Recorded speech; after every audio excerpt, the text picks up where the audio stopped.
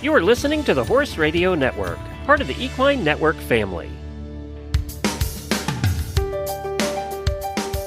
Welcome to the Dressage Today podcast. This month, Aviva and I get the pleasure of interviewing Jennifer Mutchler, who was nominated for the Unsung Hero, and she is our second one for the year. So we hope you enjoy getting to hear a little bit about Jennifer. To give you a bio for her, she is a USDF Gold, Silver, and Bronze medalist, and she's competed throughout her region in dressage, as well as participating in breed shows and several different types of warm blood inspections. Her passion has always been for dressage, but she enjoys applying her knowledge to other disciplines as well. She's trained with many, many top riders, including Nicole Uphoff, which we will talk about in the interview. She and her husband currently reside in Catlett, Virginia, where her business focuses on dressage lessons and training, a few select sales projects, and breeding a few warm blood foals each year. So we hope you enjoy getting to know Jennifer a little bit more. We always love to hear any feedback you have on the interview, and we welcome questions. In addition to that, if you have any judging questions for Aviva for our Ask the L segment, feel free to email us at the addresses provided in the transcript. Always remember, if you like what we are doing, make sure to subscribe, hit the like button, and share with your friends. And now, a word from our sponsor. You know that feeling when everything comes together, the rhythm, the balance, the connection. At Tribute Equine Nutrition, that same pursuit of excellence drives us to keep improving. We're upgrading our entire line with advanced formulations to better support your horse's health, performance, and longevity. To celebrate, we're hiding golden tickets in select bags, each one worth 40 free bags of feed, about a year's supply for one horse. Ready to elevate your program? Visit tributeequinenutrition.com for a free, personalized feeding plan. If you're new to Tribute, your first bag is on us. And everything we make is backed by a 100% money-back guarantee. Be sure to mention Dressage Today sent you. And now, for me and Aviva. This month's episode is sponsored by Tribute Equine Nutrition, KPP Nalox Advanced, and Farnham Endure Gold Fly Spray. Aviva, wow, we have three sponsors. We must be doing something right. That's amazing. That's good for us. Yeah. I'm excited for our interview this month with Jennifer Mutchler. She was our next Unsung Hero. That's our new name for our hometown heroes, and I think it's much more applicable. Yeah. I'm looking forward to sharing that with everybody. And I'll apologize for all the background noise on my end. I am in an airport in the United Club Lounge, but I have to tell you, I used my one-time pass. Dude, I think I'm going to have to do this more often. This is pretty swanky up here. They have food and free coffee and everything. I'm going to be highly caffeinated by the time I get on my next plane. Where are you going? I'm going to Big Timber through Bozeman.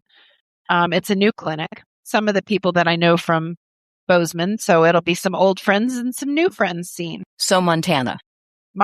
Yep. Awesome. Yep. Yes. Sounds fun. Yes. So you're busy. So you did your webinar last week, right? We did the live webinar, the Rider Biomechanics 101. I didn't burp or anything on screen. I did say underpants on a live webinar. That's not a bad word. It's okay. It's not a bad word. It was a little weird because, when you and I are talking or when we're interviewing, we see the other person. And so the only person, while I was talking to a bunch of people, the only person I could see was the person moderating. And so that was a little unnerving at first. Oh, I'm sure. But, it went well. We had some great questions submitted, including a couple from some of my own peoples, which I really appreciate that. Support is always good. So I think it went off, I think it went off pretty well. So excellent. Yeah. Yeah. You wanted to do something a little different this month besides our usual informative Ask the L question. Tell me about it. I'm really excited. It's always so impressive to me when people make the effort to track me down for whatever reason. And I got an email from one of our listeners asking for clarification about something that I had said on one of the podcasts. Okay. And she was asking for a little bit of clarification of when I said that I generally could tell the difference between a professional and an amateur in the ring. Mm-hmm. She said, can I expand on that a little bit more? And I'm glad she asked the question because in retrospect, I think it might have come out a little bit on the snarky side, which I did not intend at all. What I was trying to say, and this is more true of the lower levels, is that the things that I'm always harping about in the Ask the L, what do I talk about? I talk about accuracy. I talk about planning and being ready for movements, for changes of gaits, for, bend, all of those kinds of things. And I think that the difference that I see between pros and adult amateurs, is that pros do seem to have a better sense of planning and using the arena than amateurs do. I ask a lot of my students, how do you learn your test? And they say, well, it's a pattern. I go down center line and then I turn right and then I make a circle in the middle. And I say, that's probably not the best way to learn your test. How about if you say, I'm heading down center line. I'm thinking about keeping my horse between my leg and my seat and my hand aids. I'm staring at the judge, and then I'm doing that deep breath in preparation with a half halt for my halt, so that you're actually really thinking about everything that you're doing. Because if all you think about is, I'm going to turn right and make a circle, the chances are pretty good that you're not going to prepare for that turn. Right. Or you may prepare for that turn, but you're not going to prepare for your corner. Right. And you're not going to be thinking about your bend on the circle necessarily. And you may not be thinking about the fact that, after this circle, I'm going to have to do a transition and be preparing for that. And what I see is that pros do have a tendency to do that. There is an attention to detail. There is a quest for perfection. There are obviously amateurs who are that, careful and considerate and everything else. But, to see that at intro, to see that at training level, to see that at first level is a little bit, less usual in the amateur rider. I think that makes a lot of sense. Yes. Yeah. And you want to, part of the question that this person asked also was about, how to best use your time before the bell rings. And we've talked about that before, but she wasn't talking about, getting your horse in front of your leg or doing a couple of half halts or making sure your horse has seen the judge's booth from both eyes. She was talking about how do you, on the off chance that the judge happens to be looking up because, frequently they're doing the further remarks, so they aren't watching you. But on the off chance that they're looking up, do you want to do your fancy trot down the long side? Do you want to, show off a little bit? Do you want to do a transition or two to, kind of signal your preparation and your professionalism, towards the test? And, I think all of that is good. I think that the time outside the arena is the time that the rider needs to tune into her horse. And that you need to do whatever is appropriate for your horse. But sometimes, riding that fancy trot down the long side is what gets your horse in front of the leg. And if incidentally you look really fancy doing it, go for it. When you come down center line, that is technically is the judge's first look at you. So when the bell rings, people who are experienced in the show ring take a breath. They know they've got time. 45 seconds is a really long time. Count it sometime. And they don't just suddenly run down the center line because, oh my God, they've got to get in the ring.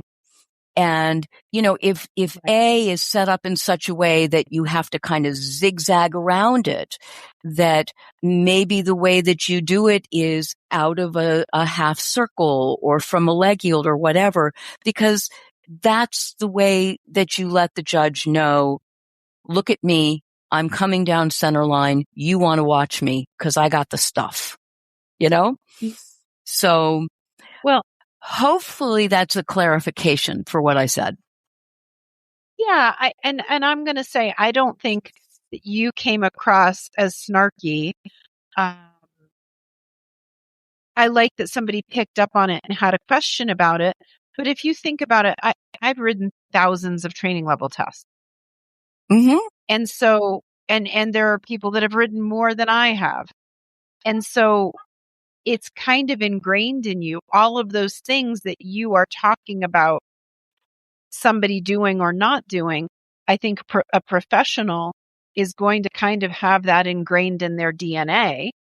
They may not even be thinking about it, or certain things come more easily and they know that they've got to prepare better for their canter depart on this particular horse. So I think what it boils down to is experience that gives you the ability to know how to do your test in more than just a pattern, as you were saying. And I think that experience is the word. I think that pros tend to have more experience than amateurs do. And the experience in the ring shows. And the experience riding well in the ring shows, as opposed to, getting through it. Because I know that before I started in the L program, and the reason that I started the L program was that I had a really nice horse and I was always last. And I didn't understand why I was always last, because I had a really nice horse. And what I learned in the L program was a really average horse can beat my horse, because the really average horse is riding a straight line and has correct bend and rides through corners. Yeah. And all those things that I talk about all the time, because it does separate people out. Yeah. And dressage is really hard, and it's really, and it's really technical. And the reason that riding at a show is even more difficult is that not only do you have to ride the test, whatever that is, but you also have to ride your horse. And you have to be able to multitask, because, my horse may find upward canter transitions perfectly easy and wonderful. But the trot walk transition is complicated. So I need to be aware of, I'm doing a canter transition, no big deal, but now I'm trotting and I'm going to need to walk. And that's going to take preparation on my part. And this is what I need to do to make it be a seamless transition. So I think it's a different way of presenting. And again, I think it has a lot to do with experience. I think it has a lot to do with professionalism. One of the things that I say to a lot of people when I have the opportunity to chat with them after rides is, the reason that accuracy is important is, number one, it shows the judge that you can do it, where you're supposed to, but also as you move up the levels, things happen much more quickly. Yes, and by the time you get to the FEI level, if you mess up a transition, you have now messed up potentially 3 movements. because you've got to get whatever gait it was, you've got to get it established, and you've got to be moving towards the next movement. Right. You know, I joked about when I was in Israel and I was riding third level test 3, and we did the extended walk, and I went to pick him back up and he went backwards. And I knew that at K, I had to pick up the left lead canter, and I better hurry up with it, because at F, I had to start a half pass. And because I have ridden through the tests and know the tests, you know, I was able to get my horse back into walk. My transition was absolutely not at K, but I had that transition a little bit before C, so that I was able to be in canter for a few strides before I had to pick up my half pass. Right. And I think if I didn't have that experience, I would have just gone sort of into panic mode and have been scrambling, and I may not have picked up the canter. And if I didn't pick up the canter, okay, now I've gotten a bad score for backing up. I've gotten a bad score because God knows what the walk looked like. I've gotten a bad score because I didn't canter. And now I'm half passing, and in what gait? And that all goes against your collected remarks at the end as well. Yeah. Exactly. Yeah. So I think that, you know, I think that as you move up the levels, you become more aware of all of the intricacies of test riding. Right. And I think that shows in the lower levels. And also the reminder that I'm a graduate of the L program. I am not a licensed judge, which means that most of what I judge is second level and below. You know, I do the occasional, you know, third level, fourth level, the FEI. But that's mostly people just wanting to get ring time more than, you know, really coming out to show, so to speak. Sure. Before they go to a licensed show, they just want to get some ring time to clarify things. So considering that most of what I see is second level and below, I see a lot of amateurs, and I see a lot of people who are, you know, legitimately pushing the envelope, you know, asking their horses to do maybe more than they're quite ready for, but trying to get a feel for where the holes are, and using the schooling shows as an opportunity for learning to know what needs to be polished. Right. So, you know. And it is in no way, you're not suggesting that amateurs should not show. God, no. They just need, the whole way that they get experience is to go show. Yeah. Go show. And I love it when I will sometimes be at a show and, you know, it's somewhere that I don't know people. You know, I judge around home a lot, so I know who the trainers are, but I also judge in other areas. And every so often I'll see just a beautifully ridden test, and I'll say to my scribe, not that it matters in the way that I judge it, because I judge everybody equally, but at the end of the ride, I'll say, is that a pro? And I'm always so thrilled when they say, no, she's one of our, you know, just one of our local riders who comes to our shows. And I'm just so thrilled that, you know, you rode so well that I thought you were a professional. Yes. And it isn't about, wow, you have a 10 mover. You know, that isn't it. It's how you handled the test. It's how you thought your way through the test. Yep. It was all of those little intrinsic pieces that simply come from doing it and observing it and thinking about it and planning it and doing it again. Yep. And I love being able to say things like, you know, you got every single point that you were capable of giving. You didn't leave anything on the table.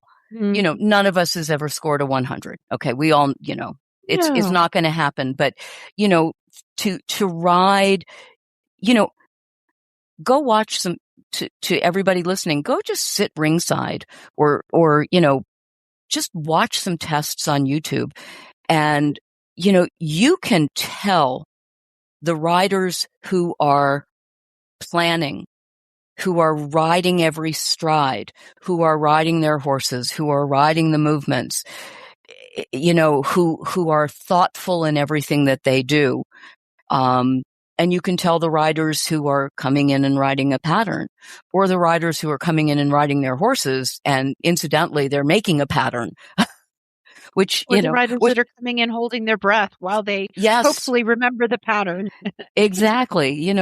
So in terms of, how you present yourself to the judge, present yourself professionally.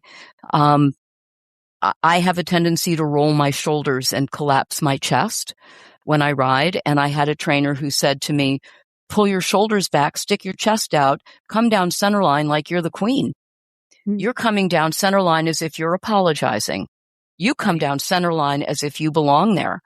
And I think that shows in a confidence level, in a sense of professionalism that judges appreciate. So that was another one of my typically long-winded answers, but I thank the person who sent this in so much, and she's asked not for me to mention her name, so that's fine. But I thank her so much for asking for the clarification. And I hope that if I ever say anything, and either you want clarification or you think, well, that's not very nice, or what is she talking about, that you will take the time to ask, because this is all off the cuff. I don't plan my answers. I don't always know what my question is ahead of time. And I am not God. And I make mistakes, and sometimes we misspeak. So, please feel free to call me on anything that you think that I have said. And on that note, yes, we are getting ready for our interview with Jennifer. But first, we're going to have a word from one of our several sponsors. Is your horse suffering from digestive tract issues such as diarrhea, colic, or hindgut imbalances? Does he need a high-grain diet? Is he under stress? Nalox Advanced can help. Nalox Advanced is a scientifically formulated blend of ingredients that works synergistically to maintain a healthy stomach, small intestine, and hindgut. It contains long-acting gastric buffers and coating agents to maintain a normal stomach pH. It provides an effective probiotic to support complete digestion of starch and sugars in the foregut, helping maintain a healthy hindgut. And it supplies a broad-spectrum prebiotics to sustain a healthy balance of beneficial microbes and well-balanced microbiome. For more information, visit kppusa.com or call them at 859-873-2974. Today, Aviva and I are joined by Jennifer Mutchler of Catlett, Virginia. Jennifer is our second Unsung Hero. We've renamed the segment from Hometown Heroes to Unsung Heroes. And she was nominated by Sandy Mueller, a very dear student and friend of hers. Jennifer, thanks for joining us. Thank you for having me. So before I got to meet Jennifer, I was this many days old, Aviva had a previous association with Jennifer. Why don't you tell us about that, Aviva? Well, I have known Jennifer for quite a few years now. I was honored to judge her in a number of schooling shows over the year and to work with her and a lot of her students, and actually know Sandy, who nominated Jennifer for this honor. But the most important thing about Jennifer, that is more important than anything else you're going to hear today, is that Jennifer is the one who found Tiger. And when I drove home from that horrible lesson, crying my eyes out because Leo couldn't do the work, I saw that Jennifer had posted about half leases at her farm. And I didn't think about it. And I called her and I said, would you consider a lease at my farm? And this wonderful woman said, only for you. Aww. And I went out, and the rest is history. And I own a unicorn, and it's all thanks to Jennifer. So she's my unsung hero too, except that I sing her praises all the time because she found my tiger, who is a unicorn. So yeah. I feel very blessed, and I only got to meet him once. So for you to have had him in your barn had to be a pretty special occasion. He was pretty cool. Yeah. Yeah. Cool. I just feel blessed that you found each other. You know, he's the Yeah. lucky one. It's funny. I've just never had a relationship with a horse the way I have with Tiger. And, it was one of those meant to be things. And I'm so grateful that you let me come out. I'm grateful that you let me lease him. And I'm mostly grateful that you let me buy him and that he can stay with me forever. So thank you. But that's neither here nor there, right? Let's talk about Jennifer. I do think when you have a horse for sale, even if they're not the most special horse in your barn, but when you have a horse for sale, knowing that you're finding their final owner, that's something I to love really it. celebrate. I love it. People ask me all the time, "Oh, how do you sell your horses?" And this is how. I have so many cool stories like this that, the horses just find the perfect match. And I've turned down buyers before and said, "Nope, you're not the right person for this horse." So when it works, it's wonderful, especially the older ones, because I don't know, I feel like I need to be their stewards, because they can end up in really bad places, Yeah. And so whenever an opportunity like that presents itself, I go with it, because it's just so much nicer that way, and it's fun. It's really fun. Very cool. Very cool. Well, that's going to segue us right into asking our first question, which is, how did you get involved in horses in the first place? So my sister had a little pony, a rotten pony, and Aren't they all? yeah, yeah. When I was 3, and it would gallop and drag her around all over the place. But apparently, I used to get on it and ride it, and it would buck and buck and buck, and I would laugh. And so I don't know. So that's where it started. And then from there, I started taking lessons at the age of 8. And and I took weekly lessons. My parents weren't wealthy, so they scraped together enough money for me to take a weekly lesson. And then they finally bought me my first horse when I was 14, a little quarter horse. And I've never been horseless since then. Wow. And were you always dressaging, or did you start with something else? So I started in 4-H, Okay. doing hunters, jumpers, 4-H. I dabbled in Western. I even did a little bit of saddle seat, not my forte. And then, then I got a thoroughbred mare, a young thoroughbred mare, and I thought, I'm going to event. Why not, right? Sure. So I set out to event. So I took some dressage lessons from the local event rider, and that was fine. But this mare she was a dirty stopper cross country. I mean, she even stopped front legs over the jump, back legs on the other Oh my side of the God. jump. Oh, wow. Dirty stopper. And I realized I just don't have the guts to really get a horse through that kind of stuff. And I knew I wanted to get to the top of whatever discipline I did. Whatever that was, I wanted to go to the top. And so I thought, I'm going to stick to dressage. I feel like I can maybe get to the top of that. Yeah. Yeah. Yeah. Took a bunch of years, but Well, where did you grow up, Jennifer? In Danvers, Massachusetts, which is Okay. just outside of, it's northeast of Boston. Okay. Yeah. So I grew up right down the street from like Ledyard Farms and like Hamilton Farm and all, so we had Jack LaGoff and all those big name eventing people, which is probably why I, set off to event. To be an eventer, yeah.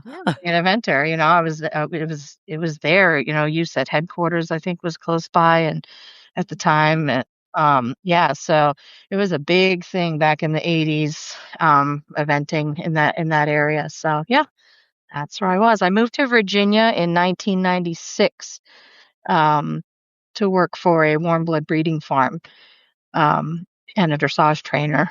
And I've been here ever since. I did a brief stint in Delaware, but for the DuPonts, we don't. No. I came back to Virginia. I'll have our momentary places that we've worked. Yeah. Yes. You have achieved all 3 of your medals with USDF, which is that is a feat. Have you also done your freestyle bars, or have you not? I have not done my freestyle. Oddly, I've never done a freestyle. I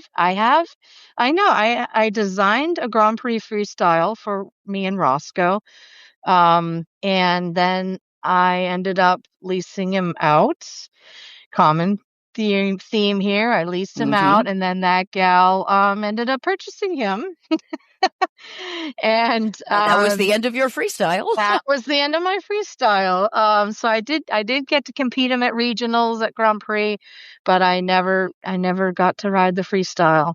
I did get Roscoe back a bunch of years later because he couldn't handle the heat in Florida. So, I had stayed in touch and said, hey, if you ever need a place to semi-retire him, I'd love to have him. And so she sent him back to me, which was amazing. Nice. Amazing. You've had multiple Grand Prix horses. I have over the years. Yes, I've had a couple. The first one I got was Jules Caracol, and Koki, as we called him, was trained in the Netherlands by Imke Bartels. Wow. Yeah. And Jewel Court Stud owned him. And now, of course, Jewel Court Stud sold Jules Gold Strike to Julio Mendoza. No kidding. Yes. Oh, wow. Yep. Okay. Yep. So they are very, very generous people. And I just happened to stumble upon this horse, and he was older, he was 18 or 19 and not the soundest at that time. But I was able to patch him back together and get him fit enough to get my silver medal on him. He was amazing. Wow. Yep. Very cool. Very cool. Now, in addition to having many FEI horses, you've worked with quite a few big name trainers. Would you say that there was 1 or 2 people that stuck out as your most influential teachers? So my very first real dressage trainer, Kat Hoffman, was very influential. She was very classically trained by Christina Stuckelberger and Volko Broman and, those types. And I'll never forget my first lesson with her. She said, "Oh, go ahead and pick up the trot." And 6 strides in, she said, "Stop."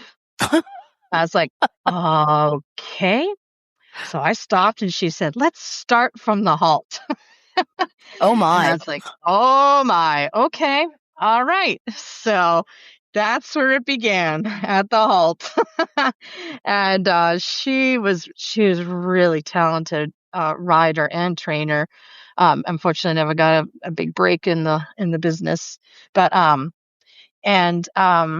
so she was definitely one.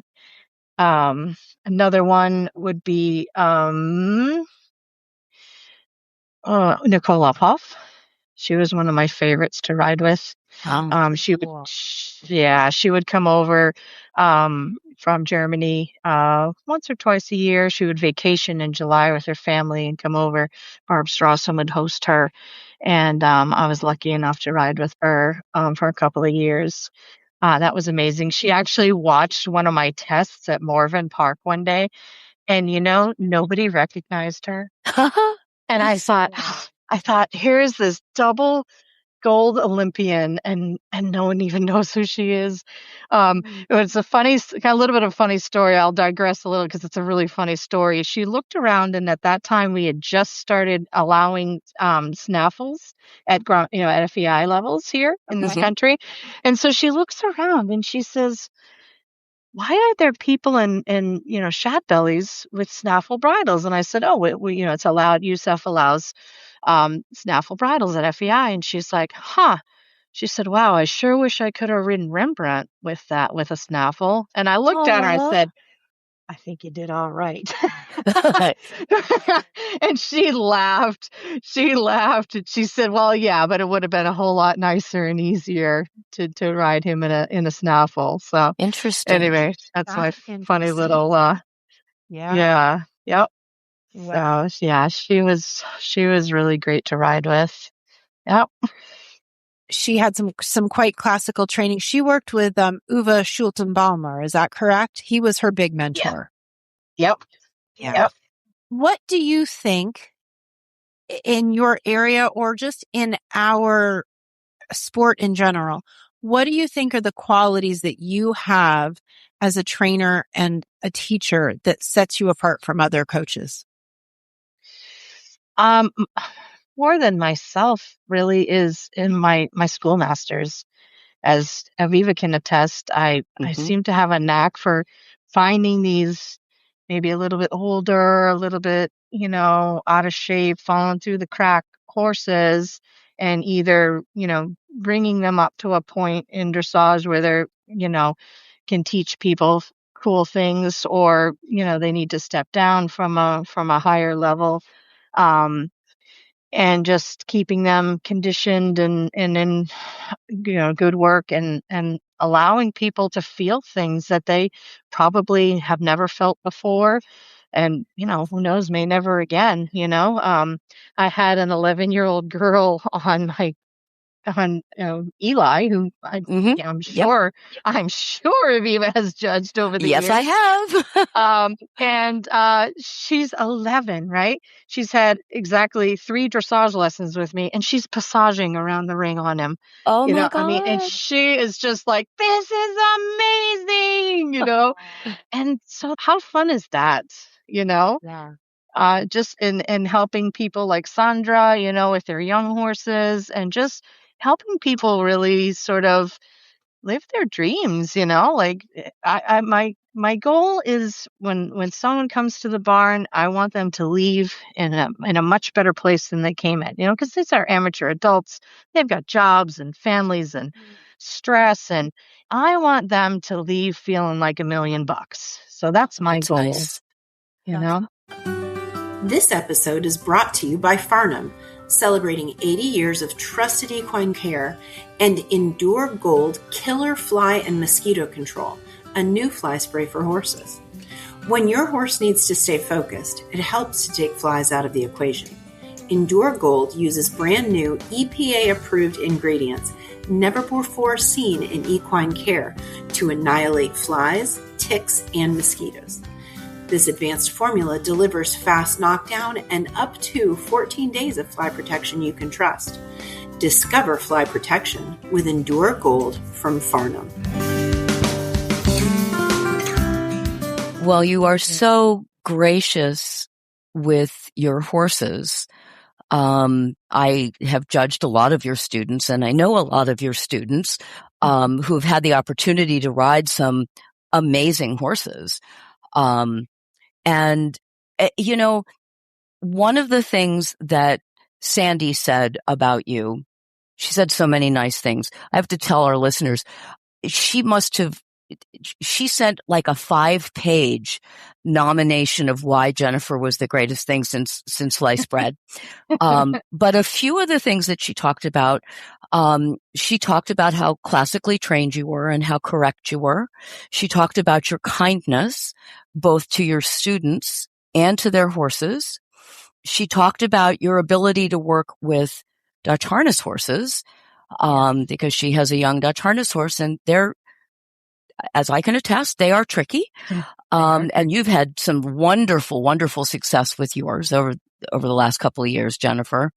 But one of the other things that she talked about was that you made her feel welcome in the sport, because there's a lot of body shaming in our sport, and we are not all 5'10", willowy, blonde, legs from here to eternity riders. And I'm one of those not 5'8" willowy blonde people, and nor are you, and nor is Sandy. and you have never made her feel body shamed. And you are also a role model that you don't have to be the perfect body to be a fabulous rider, to be a successful rider. And I think that our listeners need to hear that, because too often we do see the perfect horses and the perfect riders. And we tend to forget about the not perfect, but successful. Well, and so many people are afraid to put themselves out there, especially with social media and all. It's you have to have a tough skin sometimes to put yourself out there. I just tune it out, kind of like Boyd Martin just laughs stuff off all the time. He says, all the hate, and I just do my thing. I'm like, hey, I'm not going to judge. I'm not going to judge because skinny people, 5'10", well, they have their issues too. They have their problems in life, and we're all in this together. And just go out there and do the best you can. I've seen heavy riders that ride with a light feather touch, and I've seen feather light riders ride really heavy. And yes, so I don't judge, and as far as myself, I do the best I can, do the best for the horses and the best that I can do. Well, it's making an impact on people, and that is amazing. And it does sadden me, because I get quite a few people that come here and they say that they have been turned away. They've been seriously body shamed by other trainers. It is a thing. And it astounds me, it's fine if you need to have weight limits or whatever on your horses. There's no problem with that, but you don't have to make people feel bad about it, Right. And this sport is hard enough without making people feel worse about themselves. Right. Without a doubt. So, yeah. That's you helping your students and you helping your students' horses. What about for you? What do you have when you look at your future in this business? Do you have some goals? Do you have aspirations for yourself? Always. I just probably within the last 10 years finally gave up my Olympic dream. But I really, when I was a kid and even into my 20s, I thought I would really love to make a team, even Pan Am games or something, but that just wasn't meant to be, which is fine. But I still, I'd love to get out there and compete on another Grand Prix horse, do regionals, maybe do nationals, show at Devon, dressage at Devon. Yeah. That's sort of my mini Olympics, I guess you could call it. So that's my goal. Other than that, I just love the training. I am so obsessed with horses and dressage. It's probably unhealthy. I love training and I love being around them. I love it. I just love it. So, well, and you do so many things with horses. I mean, you buy horses, you sell horses, you breed horses, you train horses, you teach other people how to ride horses. Is there one of those hats that you prefer over all of the others? I love it all. Breeding horses was my passion for a long while. Being able to, try and breed my next Olympic hopeful, if you will. Yeah. I'd love that. I love, matching up the mare to the stallion and staying up on full watch all night. I'm nocturnal anyway. Watching a horse watching a foal take their first breath. That is amazing. Let me tell you, I actually had a couple students here one night. They stayed for dinner, and my mare went into labor, and I said, "Oh, come out to the barn. We got to watch this." And so she had the foal, and I said, "Everybody stop and wait and listen." and that foal took its first breath, and their faces were like, "Oh my God." Because how often do you get to see that? Wow. You know, we often see end of life, but not beginning. So anyway, yeah, it's fun. That's You have mostly sold the horses that you've bred, though. Although I have to say, the first time that I ever met you was at a schooling show that I judged, and you were riding Pixie Sticks. Mm-hmm. Remember that? Pixie It was Pixie Sticks, and she was a homebred, and you wrote a beautiful third level test, and that was the first time I ever met you. She was one that you kept, though. Yes, my husband, I don't want to say force because it's an hardship, but he said, "No, you're not selling this one." And people would come to look at horses, and he would stand in front of her stall door and say, "Not this one, not."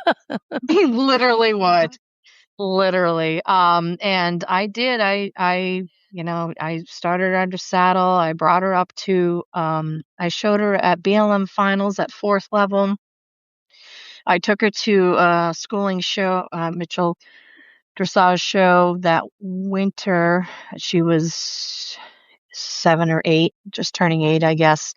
And I showed her pre St. George, and she got like a 70% or something. And then she contracted Lyme's disease, and so we treated that, and we were almost to the end of that, and that said, "Oh, let's give her a round of decks to kind of just push her over the finish line." And I had 2 of the most amazing rides on her that I had ever had. And then she foundered from the decks. And Such a heartbreak. yeah. She was so special. She was so special. Amazing.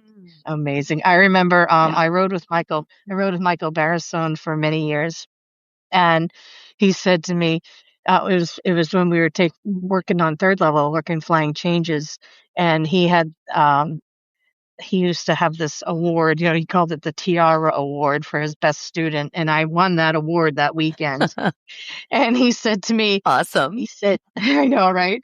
So he said to me, "Jen, if you qualify for the Olympics, but you fall off a ladder and you can't ride, and you need me to ride your horse at the Olympics, I will, but I will not show her under the name Pixie Sticks." And I just thought that was so funny. I was like, all right. I mean, it was cool that he even mentioned Olympics and Pixie Sticks together, right? Yeah, really. But yeah. Oh, yeah. But that would have been priceless to see a big dude like that coming in. And now we see so-and-so on Pixie Sticks. On Pixie Sticks. Yeah, we had a candy theme for the foals. So we had Starburst and Snickers and Pixie Sticks and all these Toblerone, all these candy names. Oh, nice. Yeah. And now you're looking more at breeding the Dutch harness horses, yeah? Yeah. Yeah, I like the crosses. As you know, the full Dutch harness horse can be a little too harnessy. But I do like the crosses. So I have a couple of those now that are, Gowdy is one stallion that crosses really nice with them. So I have 2 Gowdy fillies, out of Dutch harness mares. And that seems to work really well. I'm really excited to start. One is 4 and she's just getting going under saddle. And then the other one is a yearling, and I'm really looking forward to working with them. So exciting. I have a Dutch harness Danish cross. Nice. And so it's my first Dutch harness experience. Okay. But he actually puts his nose down on the ground to trot in the canter all on his own. So, they're very interesting horses. They really are. They are very alert, and they're little worker bees. They tend to be pretty clever, and they are bred to work. Yes. So yeah, I've really enjoyed them. Some of them, horse that likes a job. Yes, absolutely. Absolutely. Yep. Last question. Yeah.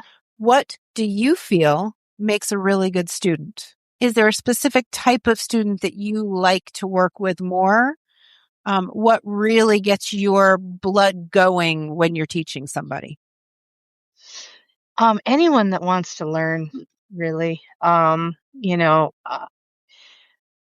that's willing to just sort of try and learn and do their best and just enjoy the process. I tell people all the time, enjoy the ride. What a privilege to be able to do this. And just, we'll be riding around and I'll be like, wow, look at that sunset. And the people look at me like, what are you talking about? Like, enjoy the ride, look up, look around. They get so focused and intense and Yep. it's fun. But yeah, anyone, I love my amateur adults. But then like that 11-year-old kid doing passage on Eli, I mean, that was such a trip. And to be able to provide an opportunity like that's just mind blowing. She'll never It do is. that. I'm kind of jealous. I know, right? Everyone should come have a lesson on Eli. Well, I remember the first time I met Eli, and trust me, I was not taking a lesson on him then. No. Remember that lesson? No. He's come a long way. Yeah, he's a special snowflake. Yeah. But he's happier now that he's doing Grand Prix, oddly. Because I feel like he realizes like there's nothing else. Like he was always so worried. He worries about everything, and he was always so worried about, oh my God, what is she going to ask me to do next? And now it's like, that's it, buddy. Those are the movements. And he's like, whew, thank God, And so, and he'll teach them to anyone. Yeah, we can do this. I mean, he's great. Well, Jennifer, we so appreciate you taking time out of your day to join us. And our thanks to Sandy Mueller for introducing us to you and introducing all of us to you. Thank you. It was fun. You. It was a lot of fun. We enjoyed it. And Sandy's wonderful. I'm just, what an honor to be nominated. Really made my day. I'm almost tempted to read to everybody what she wrote, but it would take us too long. It was amazing. She sent it to me because I know her, and I've been honored to teach her the one time. And then she sent me this, and I started reading, and it kept going, and it kept going. And it kept going, and I scrolled down and I couldn't find the end of it, and it kept going. And it was just,